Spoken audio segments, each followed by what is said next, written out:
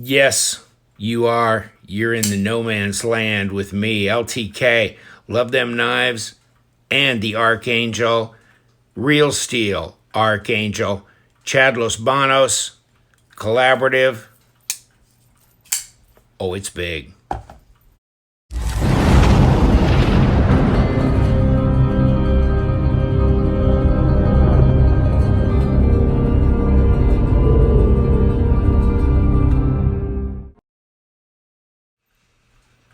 Thanks for stopping by. The Archangel. This is a black G10 version. Really nice. Look at these liners. Standoffs. Good size knife. And Los Banos moniker here. D2 blade. Satin grind. Flat grind. Should be a good slicer. Good size knife. Let's see if it'll cut a piece of paper. Oh man. Oh, this one's really sharp. This one's really sharp. Okay. Never mind. It's very, very sharp. Hey, I might send it off. You know, I did test the D2 on that special edition Real Steel. It had a blue G10 scale. It was the 3605 control. In any case, that was a White Mountain knife exclusive, and instead of doing it in 14C28N or N690 or something, they did it in D2. We had it tested as D2, and I think the HRC was pretty respectable. So I might send this one off as well. Nice action. Not a real heavy detent on this. And of course you want maybe a lighter detent if you're going to flick it or thumb stud or whatever, but this one's a flipper only, so doesn't need to be quite this light maybe, but I don't find it to be inappropriate because the action's so nice on this. And in fact, the action's so nice on this, and I haven't had this apart. I want to take a look. I want to see what we got in there. And so we're going to here in a bit. First, we're going to talk about the knife. It's centered up. No lock, rock, or blade play on this. Pretty appropriate detent. Let me get this out of the way. Let me see. Wow. Okay, so it can come out, and if I can throw it out, then it's... but it feels a little, it feels lighter than it actually throws when you're trying to throw it out of the detent. So I can fail it. And my detent, I've had stuff that was as light as a 3 and as heavy as a 7. So those are my bounds. And this one I'd put at a 4.8. Okay? So it's not a real heavy detent, and it's pretty easy to fail. Okay? But that'll flip it open, and that was just a lazy kind of drive-by with the flipper tab, and it was enough. Now, it's a big knife.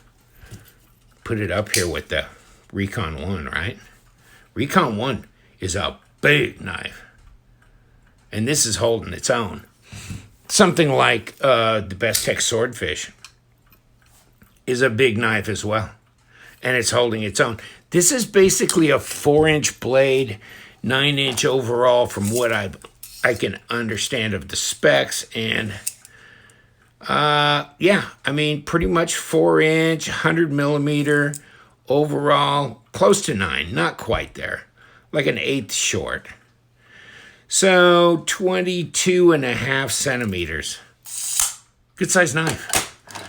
Let me see if we can get a fix on the blade stock, kind of run through a couple of those things. It's not 4 millimeter, that's for sure, 0.119.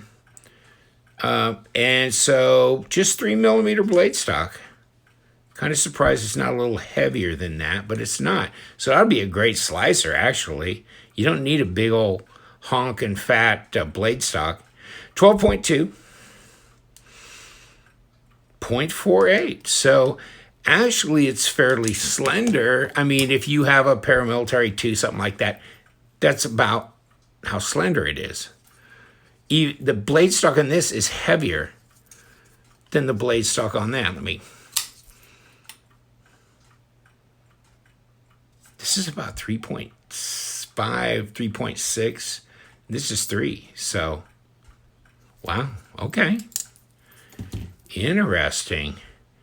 Interesting that they did this in D2. I don't see Real Steel doing a lot of D2. They do a lot of Sandvik steel, 14C28N. Then they do some stuff, some of their high-end S-Series stuff in M390 or that kind of thing. So they've done some stuff in N690, Bowler N690. So there we go. Comes in a box. Archangel. Right here. And dump out the bottom here. Very structural box. And it's got a little foam thing over the top. And then it's got your paperwork here. 3.9-inch blade. 8.9 overall. 4.59 ounces. And you can get it in G10 or carbon fiber, as it says here. And I got the G10 version. More paperwork. And it comes rolled up in this box in this microfiber cloth. So that's always cool. Love the way they do their knives. It's nice to have the microfiber cloth available. I mean, it's just that little extra presentation. Very structural box, so it's not going to crush in transit, thank God. I mean, I hate the boxes that are just so weak they just crush. But these are really structurally sound, you know? And the knife looks pretty tough as well. And you can see inside that they've skeletonized the liners. Let's put the scale. Put it to the scale. We know it's big. We know basically it's a 9-inch knife. It has pretty good action, good drop. 129 grams. That's fairly light for a 9-inch knife. 4.5 ounces. Okay. I mean, trying to think. Well, here's your Recon 1, by the way. That's 5.28. So, how about the Best Tech Swordfish? That's even a little heavier. So, even though you've got these full steel liners that are showing, and you've got these standoffs, of course, you got this tubed lanyard hole through here, deep carry wire pocket clip, left and right hand side. I kind of dig this. I'll give you the link to the Knife News article. I was a little confused. It was kind of like they were talking about doing a high-end edition where they were going to kind of engrave wings in it and stuff, Archangel, etc. So if they're going to come out and do a high-end titanium edition, that would be really cool. I would like that. This knife is nice. Don't know that this is terribly meaningful for me.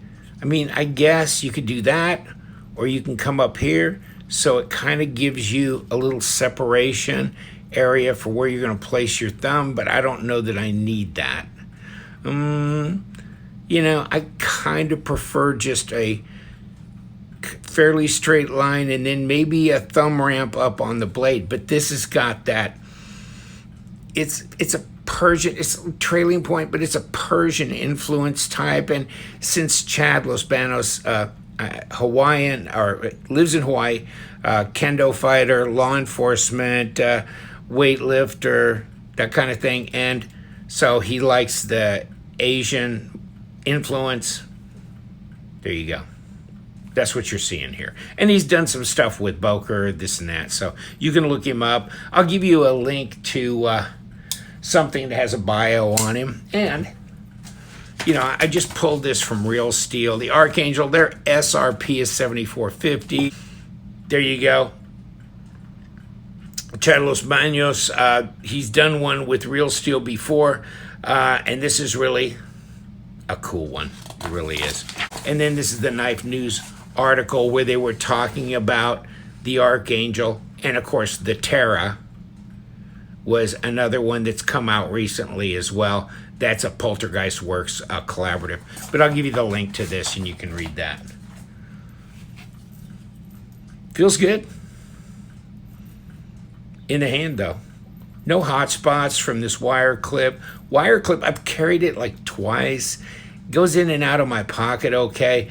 All my jeans pockets have pretty much been destroyed though by knives going in and out of them. So I don't know if I can really be an expert speaking to that, but it slid in and out of the pocket pretty good for me.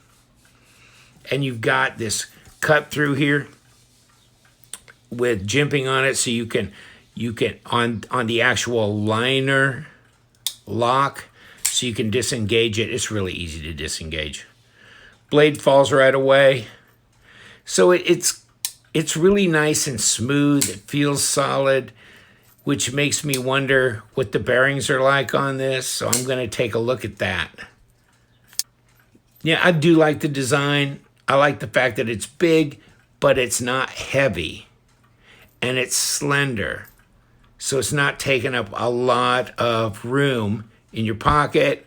And, you know, that's pretty good use of the scales, that proportion. The design flows. Really nice. This back of this blade is buried into the bolster, so the lines continue to flow. Yeah, I like the action on it. I know that you can gravity flip it, but this is the way I had to open it though. So I had to really snap it hard to do that. So it's adequate. It's what it probably should be in any case.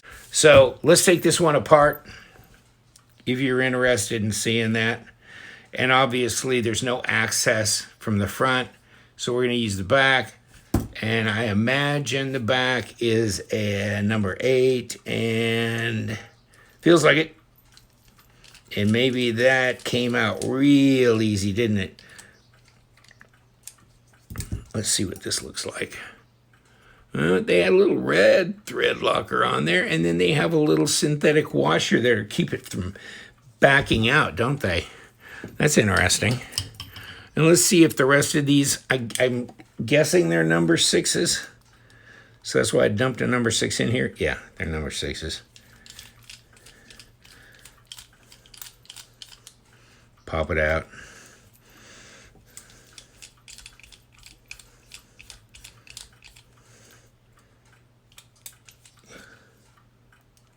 I was trying to see if the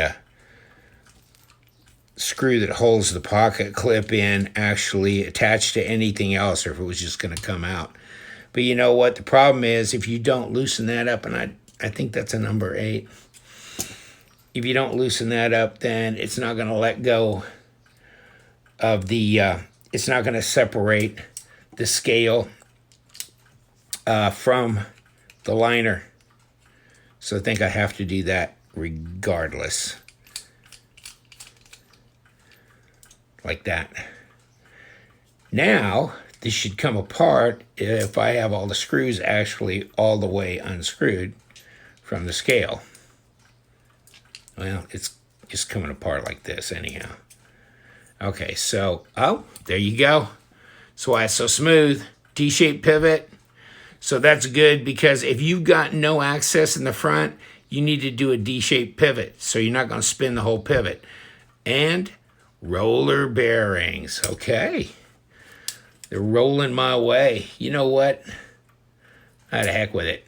As far as I'm concerned, I am going to... I'm not gonna mess with this. I'm gonna go ahead and make sure this is back in here, down on this pocket clip. I ain't gonna move that. I'm not gonna take that scale off. To heck with it. The screws are gonna fall out, but just like that. Nice. Okay. I don't know. I mean, I can't tell what kind of lube they've used on here. But it's fairly clear, and it looks pretty clean. Feels kind of heavy, though. Let me see if I can find a little corner. Wipe all this down real quick, just on this rag. And, yeah, push this down. Wipe it. Throw that pivot back in there. Yeah. These feel like they had some kind of stuff on here that's a little heavier than I would like. And I'm just going to wipe them down. Get kind of the majority of that stuff off of there. Start again. But yeah. And got to clean this up. And that's good enough. I was just interested in seeing what's in the middle. Aha! Love it. Sometimes they call these needle bearings, roller bearings. Mostly roller that I've seen. So. And there's our tubed lanyard hole. So. Throw it back together. This is our presentation side. And where's our goop? Our kind of goop. The KPL goop.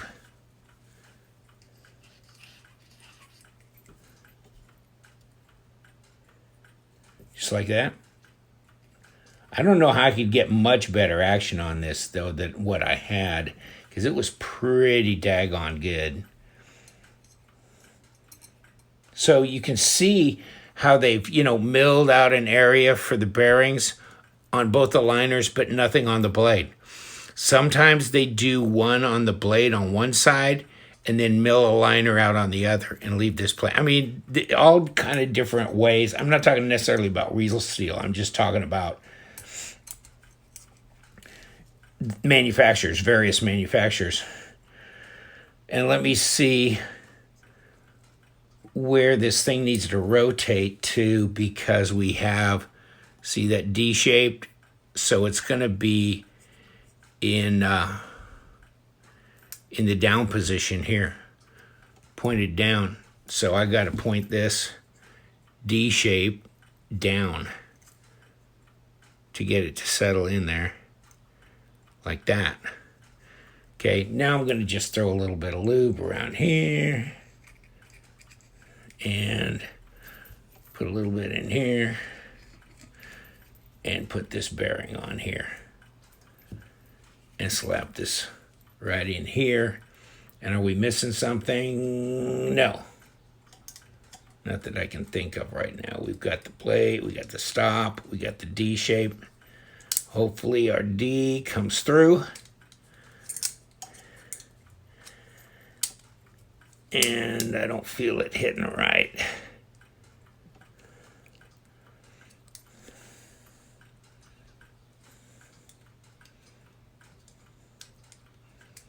Yeah, there it goes. There it goes. There it goes. Snaps through. Okay, push through. Next. Number 8. Back it up to make sure we're not crossing our threads. And bring this in.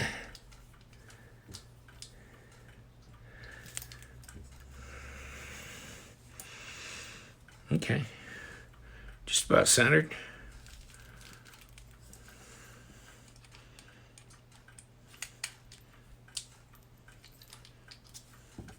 And then we got to do these other 3, but at least we got to see what was inside of this. And that was it. I was just kind of interested in what kind of action we were getting here.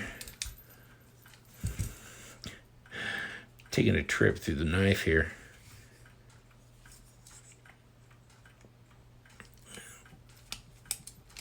I don't see that there's a difference in length in these screws, so they're probably fine to mix and match.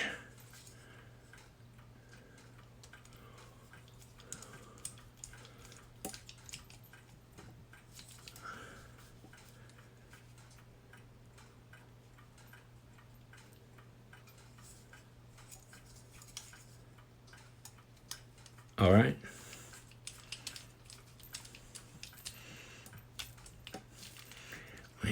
Oh no, I think I'm starting. Yeah, I'm boogering this thing up. That's why it's not making as good a contact. Good thing I got multiple number 6 bits available. That's kind of why I don't get the drivers necessarily. I just get the bits, because once a bit, and this is a Weehaw, right? Yeah. Even these hardened German steel ones, once they get boogered up, I just get another one. I mean, I can get those little pack of the 5 to 10, number 5 to number 10, one of each. You can get a full set of them for like $6, $7, something like that on the KC Tools thing. Then, just get 3 or 4 packs of them, and then you got a fresh one, because these, they don't last forever, even if they're hardened steel.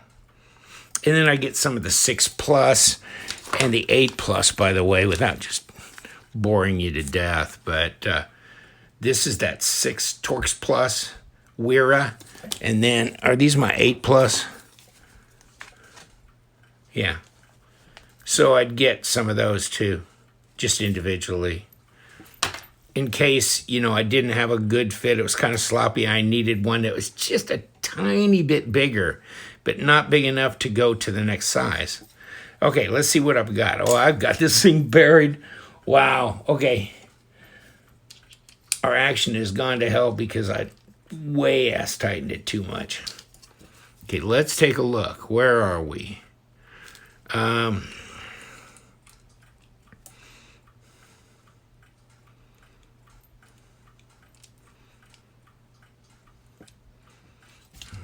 That seems more appropriate. It's centered. It's not as loosey-goosey as it was when I had it before.